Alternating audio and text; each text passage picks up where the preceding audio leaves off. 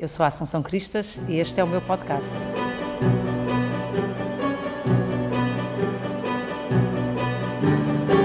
O podcast da Assunção, com Assunção Cristas.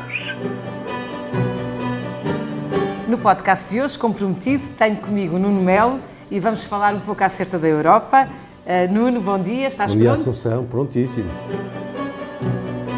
Nuno, antes de começarmos com as ideias, eu tenho aqui assim uma curiosidade, porque nunca estive nessas funções na Europa, que é o que é que faz um eurodeputado no seu dia-a-dia em Bruxelas? Em Bruxelas ou em Estrasburgo, que também passa por Estrasburgo. Bom, um eurodeputado do CDS trabalha, os outros não sei, porque o Parlamento Europeu tem esta particularidade, pode-se fazer muito, pode não se fazer nada. São muitos, não é? Um deputado do CDS faz necessariamente muito porque nós, com um ou dois deputados, como sucedeu em 2009, conseguimos fazer o equivalente, e em muitos casos mais, do que outros grupos políticos com muitos mais eurodeputados e muitíssimos mais assessores. E o que é um facto é que nós cobrimos todas as áreas, setorialmente falando, da política e ainda inovamos noutras, para lá das quatro paredes do Parlamento, de que é exemplo, como bem conhece, o Melhor de Portugal, que se transformou já na maior ação de promoção do setor agroalimentar português na Europa. E acontece na Bélgica, no Parque Saint-Quentin, através de uma parceria entre o CDS e a... Portanto, tu não só estás na Comissão de Agricultura do Parlamento Europeu, que é muito importante, porque a política agrícola é a primeira e a mais importante política europeia. Metade do orçamento da União Exatamente, Europeia, política agrícola comum, mas para além disso, dás os exemplos práticos do que é a ação da política agrícola comum no nosso país, quando levas lá os produtores e os produtos portugueses a dar a conhecer a toda a gente no coração de Bruxelas. Sim. Os eurodeputados do CDS têm, desde sempre, não só comigo, esta perspectiva de que são instrumentos de Portugal em Bruxelas. E por isso tentam potenciar o que politicamente conseguem em mandatos, através de vantagens para o país. Precisamente porque eu gosto muito de agricultura. Antes mesmo de estar na Comissão de Agricultura, percebi que poderia ser esse instrumento, levando pela primeira vez o melhor que faz em Portugal no setor agroalimentar, a ser vendido à diáspora, aos portugueses que ali vivem, mas também experimentado pela primeira vez por muitos outros estrangeiros. E é um sucesso. Um grande sucesso. E há muitos estrangeiros que pela primeira vez provaram um vinho português, ou uma compota, ou um enchido, ou um azeite, tanta coisa do melhor que se faz em Portugal por causa deste melhor de Portugal. E por isso também, Nuno, tu dizes, e nós dizemos, a uma só voz, que nós queremos ser a voz de Portugal na Europa e também, no fundo, embaixadores permanentes de Portugal na Europa. Tal e qual, Assunção, e já agora, se me permites, só um facto muito importante. É para mim relevante perceber que uma iniciativa como estas é todos os anos já visitada por ministros socialistas. Ora, não poderíamos ter melhor reconhecimento da sua valia que não fosse ter os próprios adversários a fazerem esse reconhecimento. Enfim, dirigentes do PSD e governantes e, inclusive, o Sr. Presidente da República, porque, como bem sabes, já esteve contigo há 2 anos a abrir precisamente o Melhor de Portugal.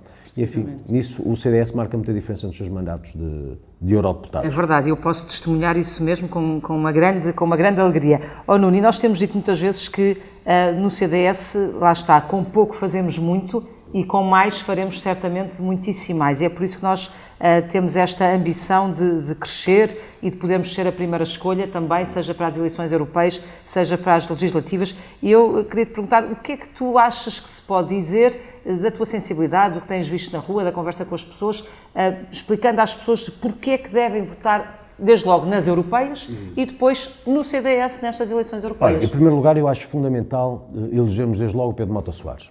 Pedro Mota Soares é das pessoas que mais sabe em Portugal do chamado pilar social, não é?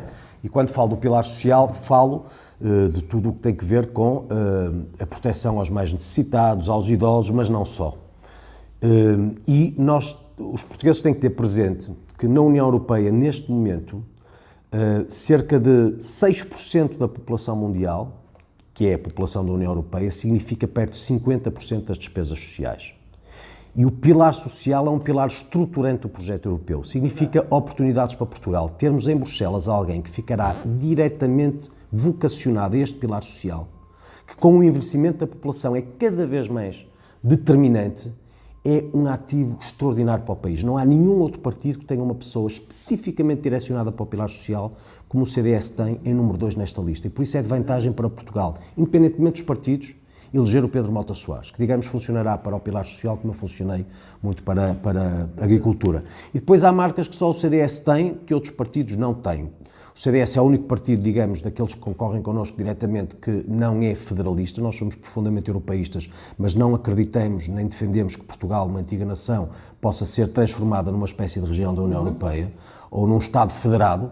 Não acreditamos nos Estados Aliás, a Unidos. riqueza da Europa está nessa diversidade e no respeito por essas identidades. Nós chamamos-lhe um mosaico, não é? Exatamente. A vantagem. E Portugal não está, por favor, na União Europeia. Nós não nascemos para o mundo quando aderimos à CEE.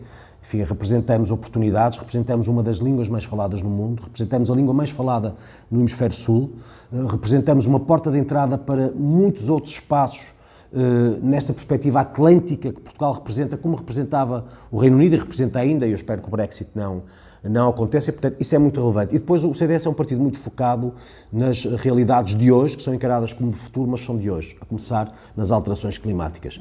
O CDS apresentou uma série de propostas que, vamos cá ver, eu tenho citado muitas vezes um estudo das Nações Unidas que vale por todos, que mostra o impacto do aquecimento global e das alterações climáticas para 2030 e que demonstra que, entre outras coisas, teremos, se nada for feito, um prolongamento das ondas de calor por perto de 50 dias, temperaturas médias acima de 35 graus, teremos uma diminuição das chuvas de perto de 50% na primavera e no verão, um aumento de perto de 20% no inverno, uma deslocação de culturas de tipo mediterrâneo que deixarão de ser possíveis em regiões como o Alentejo, uma redução da água potável, e nós estamos muito focados com medidas específicas que basicamente atualizem os fundos comunitários e os direcionem para a ajuda aos países mediterrâneos, a começar Portugal, sem o que este desafio não pode ser vencido. E por isso nós precisamos de assegurar a preservação dos nossos recursos aquíferos, a recuperação e a construção de novas formas de captação e de condução de água para uso também na agricultura potável, que poupe essa água, com novas formas também de redução e aproveitamento da energia, tal qual em relação ao mar, que é para o CDS um desígnio estratégico, e se a despoluição e descontaminação do mar é hoje, obviamente, intuída e bem por toda a gente como absolutamente prioritária, Portugal tem a terceira zona económica exclusiva da União Europeia. Temos um mar que grande parte dos outros países, na verdade a maior parte dos outros países não tem. Muitos países nem sequer têm mar. E por isso a despoluição e a descontaminação das praias e do mar, nomeadamente de materiais não biodegradáveis, começando pelos plásticos, é fundamental e não está contemplada, por exemplo, no Mar 2020, que tem verbas específicas para a retirada do mar das chamadas artes de pesca. Sim, as redes são pesca, perdidas. mas os outros poluentes não. E vamos cá ver, se Portugal tiver verba para descontaminar, para despoluir o mar português, terceira zona económica exclusiva da União Europeia, está, na verdade, a ajudar o planeta inteiro. Porque pela nossa área, e depois o que tem a ver com as praias e a limpeza das praias, porque as praias têm hoje uma economia circular associada muito relevante, tem novos setores, de que o surf é só um exemplo.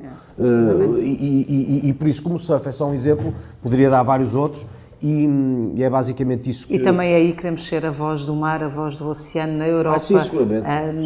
Até aproveitando, enfim, ainda não sabemos se o Reino Unido sai ou não, vamos ver até ao final, mas em todo o caso Portugal tem tudo a ganhar em liderar também nessa agenda do mar. Olha, portanto, se eu bem percebi, resumidamente, estamos certamente a falar das questões relacionadas com os fundos europeus e com o bom aproveitamento dos fundos europeus, na agricultura, no ambiente com ênfase muito grande para a parte do clima. E ainda não fomos à proteção civil. E no mar e na proteção civil, que além do mais é um tema que está sempre em cima da mesa.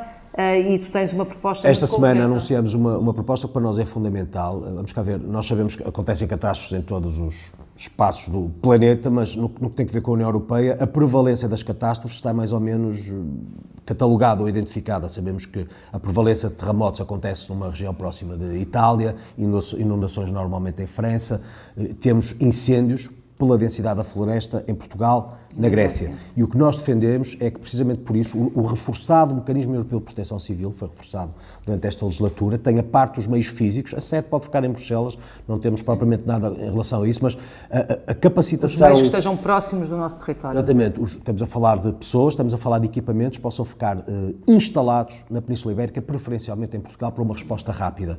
Existisse isso em 2017, o ataque teria sido mais rápido e as consequências muito menores, certamente. E essa é uma proposta do CDS que eu espero possa ser acolhida e com a qual nos comprometemos desde logo para a próxima legislatura, porque nós podemos fazer propostas à Comissão, podemos ter uma ação política no Parlamento Europeu e este é um compromisso que o CDS assume claramente. E precisamente, Nuno, e para terminar esta nossa conversa, até pegando neste ponto em que nós queremos as coisas também aqui, o nosso slogan de campanha é Portugal, a Europa é aqui. É um slogan muito diferente dos outros slogans todos. Tu queres explicar um bocadinho esta ideia? Digamos, é quase uma marca identitária, porque, volto a insistir, nós somos instrumentos de Portugal na Europa e, nomeadamente, no Parlamento Europeu. Nós não queremos ser, como Partido Socialista, a Europa ou representantes de Bruxelas em Portugal. Nós queremos ser mandatários dos portugueses, representantes de Portugal em Bruxelas. Isso faz toda a diferença.